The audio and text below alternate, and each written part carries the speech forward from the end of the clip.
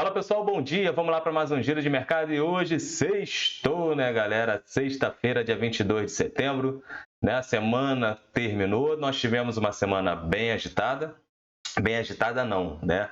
Com muita expectativa para quarta-feira, para super quarta, e a quarta-feira acabou azedando pra caramba pra gente.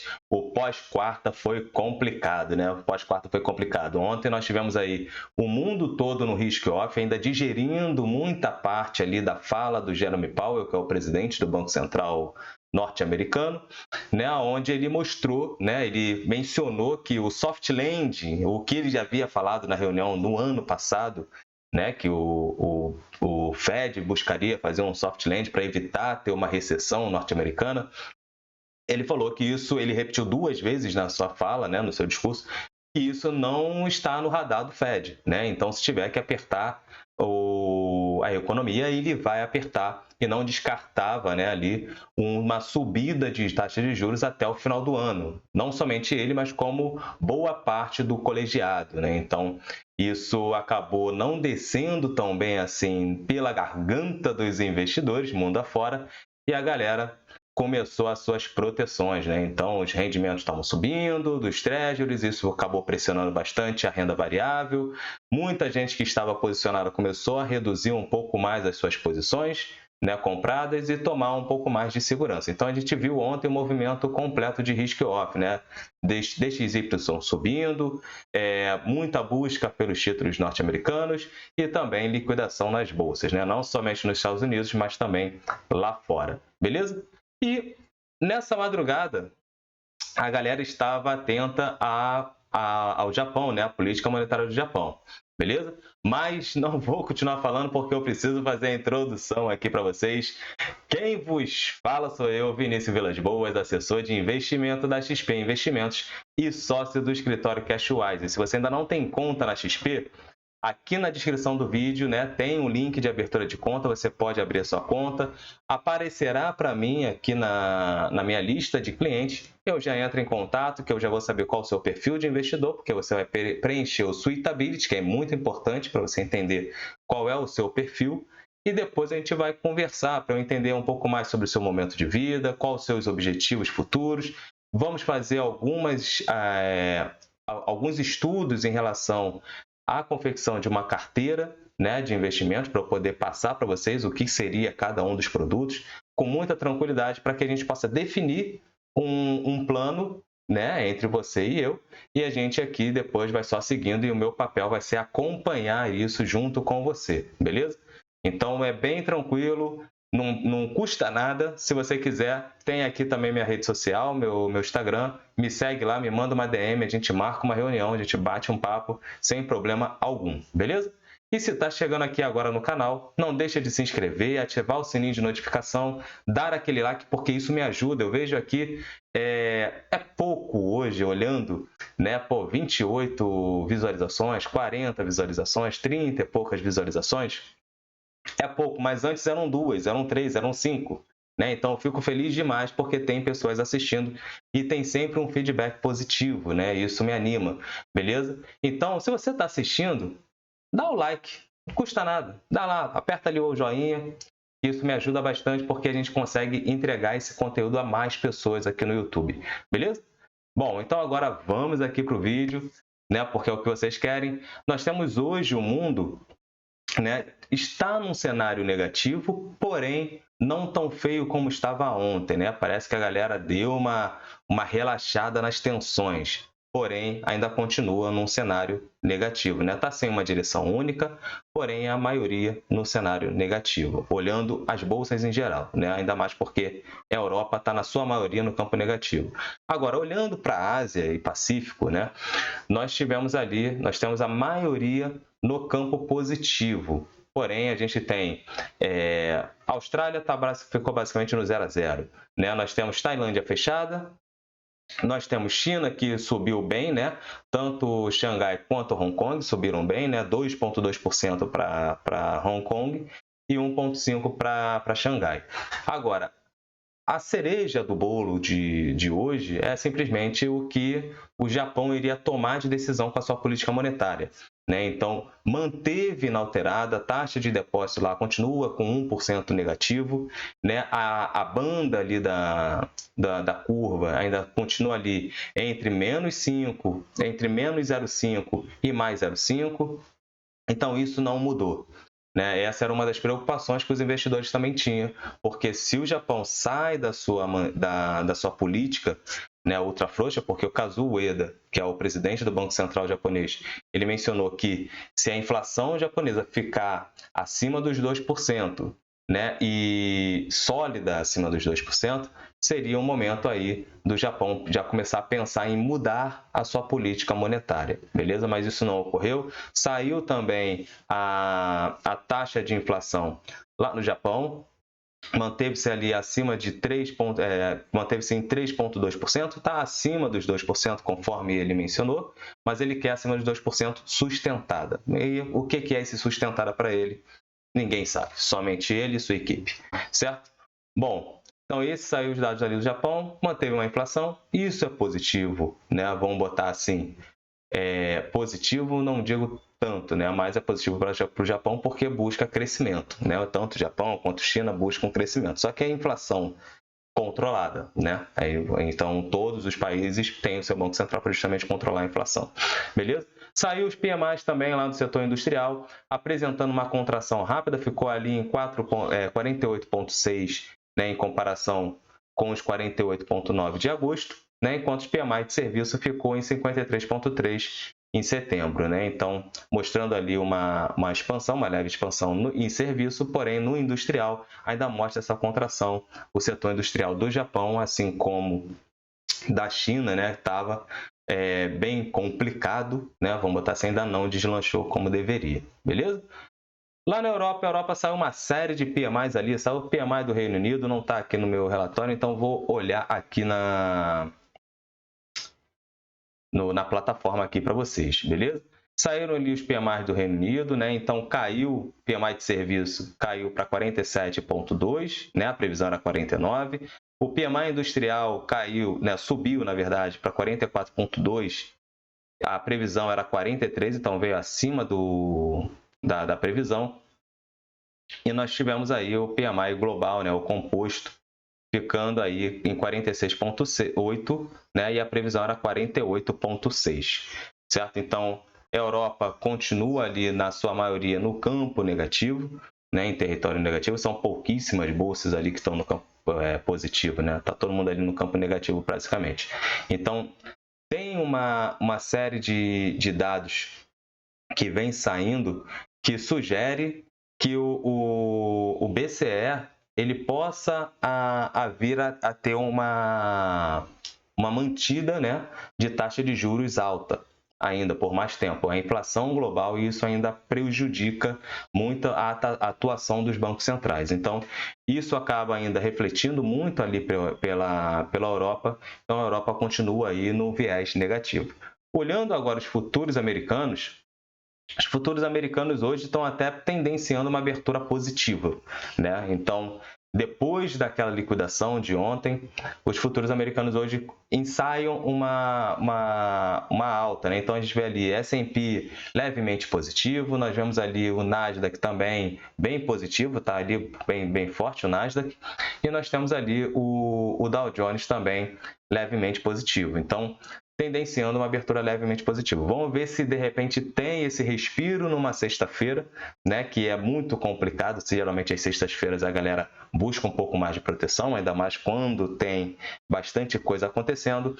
Mas no mundo, tirando a inflação e essa questão dos juros norte-americanos, está um pouco mais brando, né? Então pode ser que hoje nós tenhamos aí um cenário mais positivo para os Estados Unidos e, consequentemente, aqui no Brasil. Que ontem, no nosso Brasilzão, rapaz, foi liquidação, né? Nós tivemos aí o Ibovão da Massa cedendo na casa...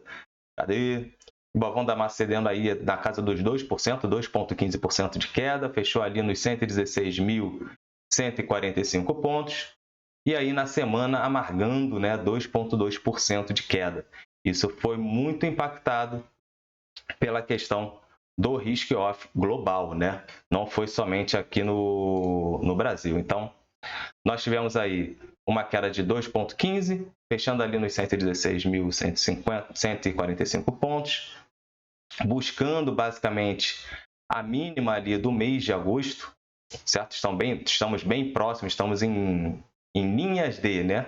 Então, se tiver mais uma queda aí forte, pode ser que venha buscar aí a mínima do mês de agosto. Mas segurou aqui aonde vinha segurando nessa região dos 115 mil, né? 115.500 pontos, 700 pontos. Vamos ver se vai segurar, se o mundo hoje vai dar esse respiro para a gente, porque com a questão do Fed ontem até tinha mencionado que tinha todo o cenário aqui dentro, todo o cenário interno para que nós tivéssemos uma bolsa para cima, uma bolsa vindo buscar os 120 mil pontos, certo? Então, nós tivemos o índice IBC-BR, a última leitura do nosso PIB foi positiva, o índice IBC-BR também continuou vindo nesse viés positivo. Nós tínhamos uma inflação, nós temos uma inflação mais controlada hoje, então, e tendenciando aí uma deflação.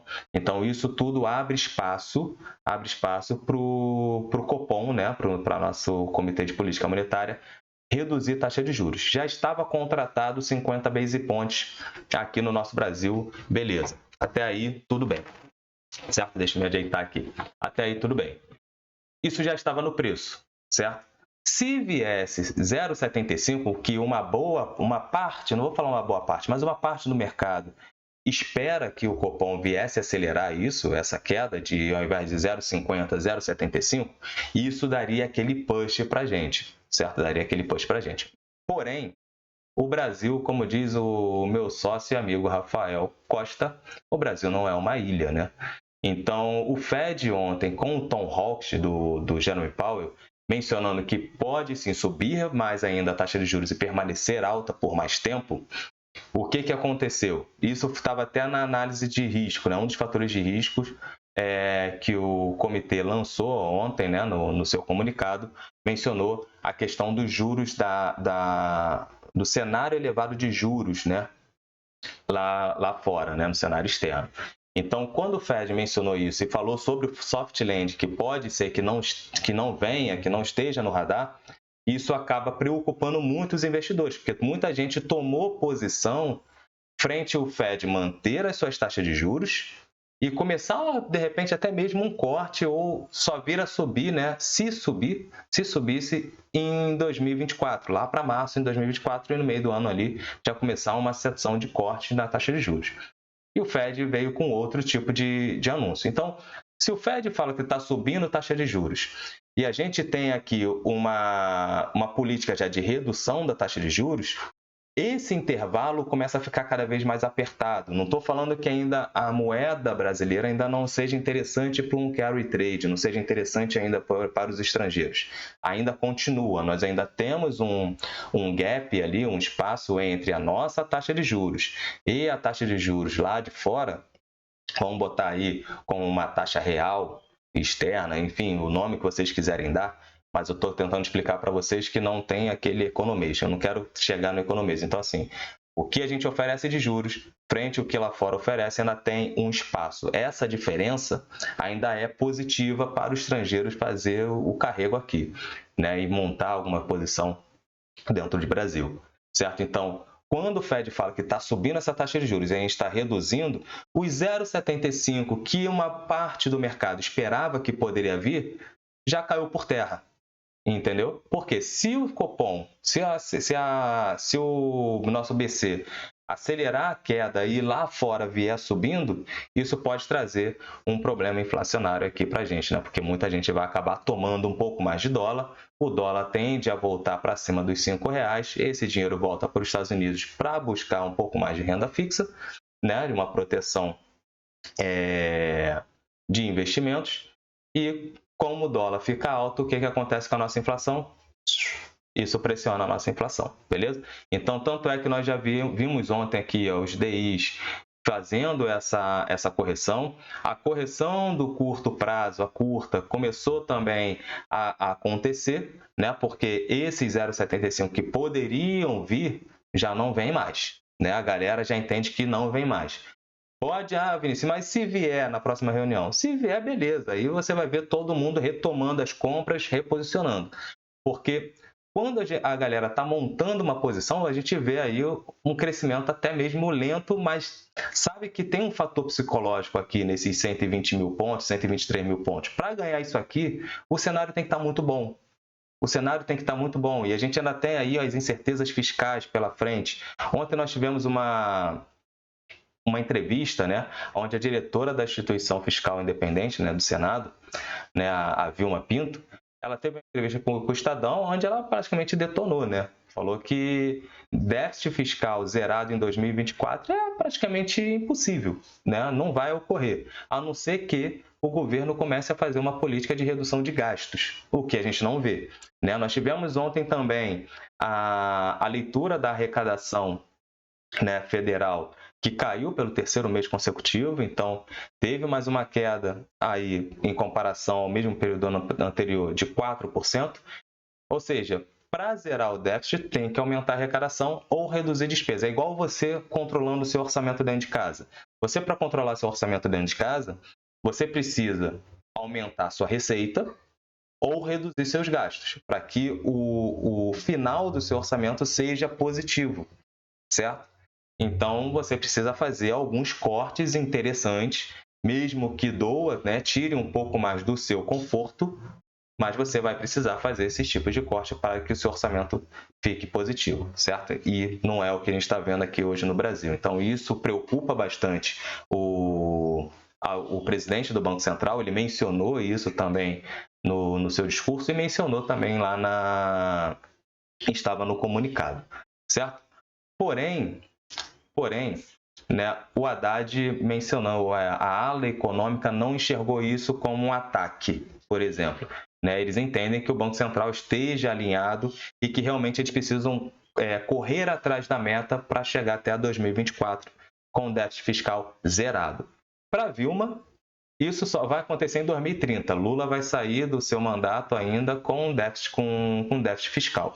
Vamos aguardar, né? Isso são somente fatos, né? Fatos das pessoas falando, né? E a arrecadação é um fato, aconteceu ali, é um dado. Vamos acompanhar o que vai acontecer pela frente, certo? Sem pânico nenhum. Beleza? Bom, com isso a gente mantém ali mais um recuo no nosso Ibovão da Massa, onde ele está aqui nessa lateralização. Vamos entender como é que vai fechar o mês de setembro, né? Setembro daqui a pouco já está fechando. Ontem o Ibovespa estava caindo, mas não estava caindo tão forte assim, né? Estava caindo forte, na verdade, né? Já estava ali acima, já abaixo dos seus 1%, né? Acima dos seus 1% de queda, vamos botar dessa forma. Acelerou mais ainda quando Petrobras pesou, né? Petrobras, quando começou a pesar, acabou acelerando ainda mais as quedas ali, renovações de mínimas no Ibovespa, né? Vale já estava pesando, né, nos 2% ali. Hoje o minério de ferro está subindo 2%. Vamos ver o que pode acontecer com o Vale. Isso pode trazer um alívio um pouco mais para os materiais básicos, né? Para as mineradoras. E vamos ver o que o setor financeiro, porque o setor financeiro pesou e pesou bastante, né? Bradescão da Massa caindo 3%, Itaúzão 2%. Nós tivemos aí Banco do Brasil também 2,3% basicamente de queda. Ou seja, o setor financeiro que pesa 30% basicamente ali do nosso Ibovão, pesou e pesou bem. Então é praticamente impossível o Ibovespa ficar no campo positivo. Poucas empresas fecharam no campo positivo, beleza? Então vamos aguardar o que pode acontecer. Bom, olhando a nossa doleta, né? Mais do que natural, busca por proteção. DXY ontem estava positivo, estava forte. Os emergentes, né, acabaram apanhando muito. Brasil foi um dos que mais apanhou, né? O real foi um dos que mais apanharam, até porque muitas posições em emergentes é feita na moeda brasileira, né? Feita pelo real, até por ter mais liquidez. Certo? Até por ter mais liquidez e até pela pujança, né, do Brasil, né, no mercado emergente. Então, tem muita posição que são montadas, né, em emergentes, são montadas aqui no Brasil. Então, na hora de desmontar essa posição, obviamente, o real acaba apanhando um pouco mais, certo? Bom, vamos olhar aqui o nosso calendário econômico hoje. Saiu a decisão lá da política monetária do Japão, ficou ali inalterada. Então, assim, mudou nada frente à decisão do Copom e do Fed, certo? Não mudou nada. A galera vai começar a olhar para o cenário inflacionário e o que vai acontecer com a taxa de juros, né? Os próximos passos da taxa de juros norte-americana. Ou seja, olhem mercado de trabalho norte-americano. Se o mercado continuar forte, isso é indício de que o Fed pode sim vir a subir a taxa de juros. Vamos olhar o PCE, que é o hábito de consumo, basicamente, do norte-americano. Então, olhem o PCE. Beleza? Esses dados de inflação e as atividades econômicas, isso tende a refletir como o Fed vai se comportar para a próxima reunião. Beleza? Bom, então vamos acompanhar isso, porque se tendenciar o Fed a subir taxa de juros, a gente vai ter mais liquidações sim na Bolsa. Não pensem, caiu 2%, agora acabou o bull market, não sei o que, agora é liquidação. Calma, galera, calma, sem pânico, beleza? Fatos e dados, vamos acompanhar. Você do longo prazo que está fazendo um bom stock picking, não vai sofrer com isso, até porque se cair, estão te dando oportunidade de boas empresas aqui no Brasil que vão reportar lucro, e isso não vai afetar diretamente o resultado da empresa e a empresa vai pagar bons dividendos e você vai ficar de fora, beleza? Bom, saiu lá o PMI industrial da Alemanha, né? A gente bota aqui a Alemanha por ser a principal economia da zona do euro, né? Então, veio aí 39,8, né? Nós tivemos aí a venda no varejo lá no Reino Unido, também mostrando aí uma alta frente o anterior. Então, isso aí é visto até mesmo como positivo, né? Vamos botar dessa forma. Bom, olhando agora o que o pessoal vai ficar de olho hoje é basicamente os PMIs nos Estados Unidos, atividade econômica nos Estados Unidos. Tem o PMI composto, né? E o PMI de serviço e o industrial. Vamos ver como vai se comportar. Vini, qual seria a leitura ideal? Se vier com expansão, o mercado ali expandindo, isso mostra que o Fed tem espaço para subir taxa de juros, certo? Então, vamos ver como o mercado vai digerir esse dado. Agora, se vier numa contração abaixo dos 50, se perder aqui, a gente já estava bem próximo aqui, o anterior do composto foi 50,2, o anterior do serviço foi 50,5, né? O industrial já está numa contração. Se acelerar essa contração, isso pode ser, né, vier pior do que o esperado, isso pode ser visto como bom. Pode ser visto como bom, mas o que dita aí é o mercado de trabalho. O mercado de trabalho é a inflação. Porque se estiver contraindo, o mercado pode ter duas leituras. Pode ver que o Fed não vai apertar tanto assim, porque aí as atividades econômicas estão sentindo o aperto monetário, ou o mercado pode ver que isso pode refletir no PIB e começar a ter uma recessão, uma leve recessão norte-americana. Aí o mercado pode azedar. Então, assim, vamos entender como vai ser digerido, vamos entender o dado. Assim que o dado sair, a gente pode fazer uma leitura melhor, uma análise melhor para mencionar quais seriam os possíveis impactos no futuro numa decisão do Fed, beleza? Sem pânico, galera. Então, 10h45 sai aí os PMIs nos Estados Unidos, beleza? Então, forte abraço, pessoal. Hoje, esse é o recado de hoje, né? Esse é o recado do Giro de Mercado de hoje. Um bom final de semana para vocês, muita atenção com o capital de vocês. Isso, mercado financeiro não é brincadeira, não é um jogo, tem fundamentos. Então, se você está entrando agora, você precisa estar sempre em contato com o seu assessor de investimentos.